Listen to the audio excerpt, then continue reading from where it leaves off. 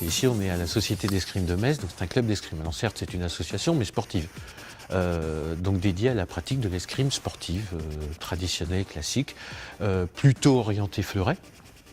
Ici, dans ce club, sachant qu'il y a 3 armes à l'escrime classique qui sont donc le fleuret, l'épée et le sabre.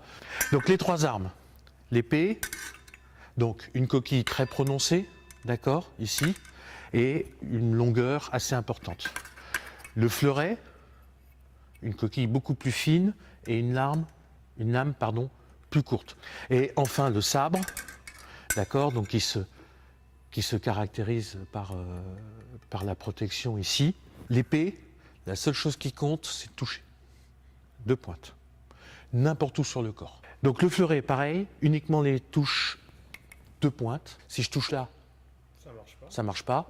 Il faut vraiment que j'arrive en pointant.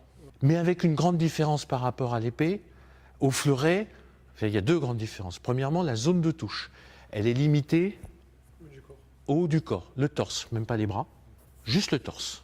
L'autre, c'est qu'il s'agit d'une arme dite conventionnée. C'est celui qui est à l'origine de l'attaque qui gagne. Donc le sabre, alors c'est aussi une arme conventionnée, donc même règle que pour le fleuret. Il faut être à l'origine de l'attaque. Par contre, celui-ci est un sabre qui fonctionne, il n'y a pas de bouton au bout. Parce que là, on n'est pas seulement en pointe, cette fois-ci, même le tranchant va compter. Et la zone de touche, c'est comme le fleuret, le buste, plus la tête cette fois.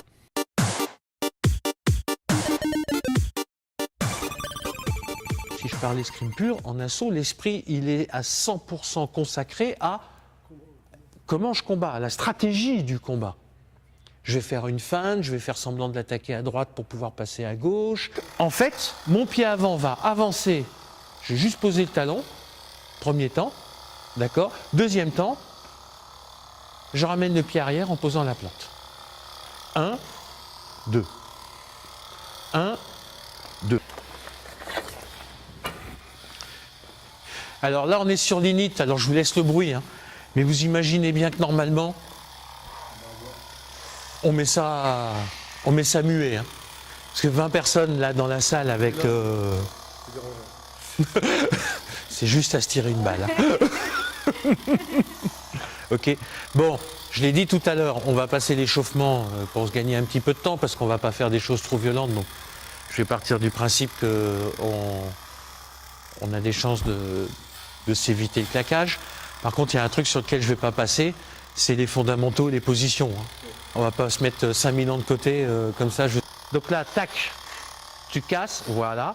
Tu reviens le long de ton épaule. Par là. Attends, tiens-le quand même. Par là, hop. Et là, tu refermes les doigts en tendant le bras. D'accord? Donc c'est ce qu'on appelle le brisé extérieur. Ok? Et là, on peut commencer à les enchaîner, faire des moulinets.